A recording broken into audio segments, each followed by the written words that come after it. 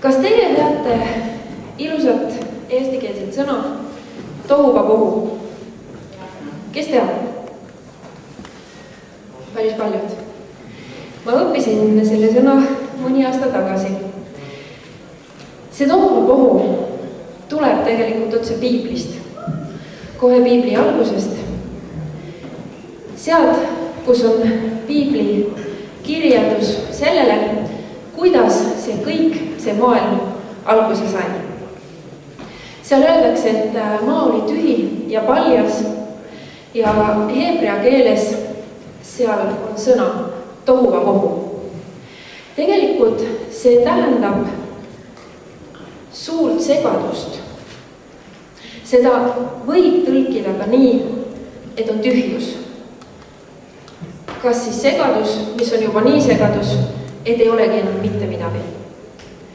Ühesõnaga, alguses oli siis tühjus, tohuvabohu, suur segadus, aga siis tuli Jumal pildile ja hakkas looma. Ta hakkas looma korda. Ja piiblis on kirjas nii, et kõigepealt oli pimedus. Oli pimedus ja siis Jumal ütles, saagu valgus. Ja ta eraldas valguse pimedusest. Pime oli öö, valge oli päev. Siis ta võttis veega midagi ette. Ta eraldas taeva ja vee.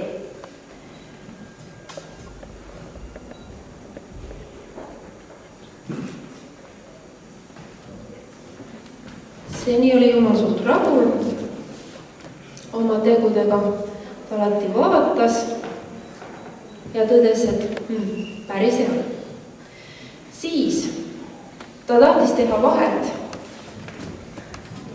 vee ehk mere ja maa vahel.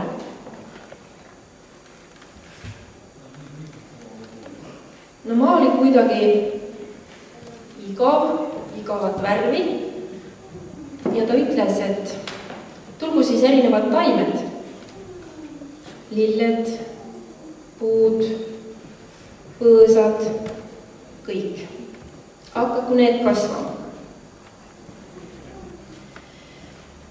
Siis ta tegi 2 valgust. Ühe suurema, mis valitses päeval, ja väiksema, mis kumas öösel.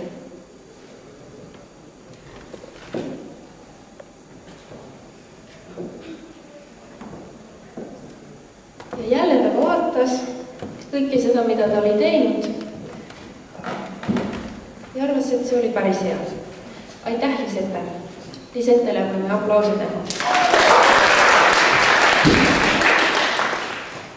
Siis ei olnud kõik ka veel täitsa korras. Ta tegi linnud ja kalad ja erinevad loomad, millel siis alguses polnud veel nime, nagu me kuulsime.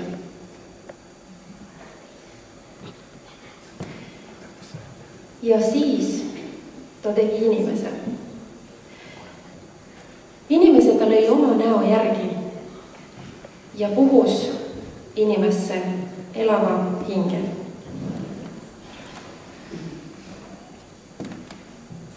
Ja ta pani inimese elama paradiisi aeda, kohta, kus kõik oli hästi. Ja seal oli tõepoolest palju puit, palju süüa ja oli üks puu, mille kohta ta ütles inimesele, see on hea ja kurja tundmise puu, ärge sellest sööge. Seal oli hea olla.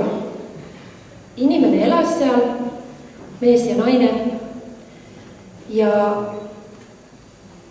nad olid, piiblis öeldakse, nad olid alasti, aga nad ei tundnud häbi. Nende meelest selles ei olnud midagi imelikku, seda ei olnud vaja varjata. Inimesel polnud midagi varjata.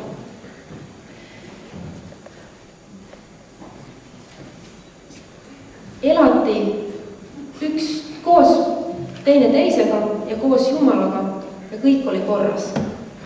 Aga siis, nagu me juba nägime, seal paradiisi aias oli ka madu. Väga õige madu jalutab meil praegu ringi. Ja madu oli kaval, öeldakse piiblis. Kavalam kõikidest loomadest. Ja ta tuli Eeva juurde ja siis järgneb meil siin stseen, mis on täpselt nagu filmist või täpselt nagu päriselust. Madu tuleb Eeva juurde ja küsib, kuule Eeva, kas Jumal on tõesti öelnud, et ei tohi süüa mitte ühestki puust? Ta muudab natuke tõde, natuke liialdab, kas ta tõesti ütles nii, kas ta tõesti mõtles nii. Ja Eeva ütleb, ei, ega ta niimoodi ei öelnud tegelikult. Ta ütles ja siis ta kordab, mida Jumal ütles, lisab sinna natukene midagi enda poolt. Aga madu ütleb, ei, tegelikult te saite valesti aru. Ei ole nii, et te surete, kui te sellest puust sööte. Tegelikult te saate Jumala sarnaseks. Te saate sama targaks kui Jumal ja sellepärast Jumal ei taha, et te sellest puust sööte.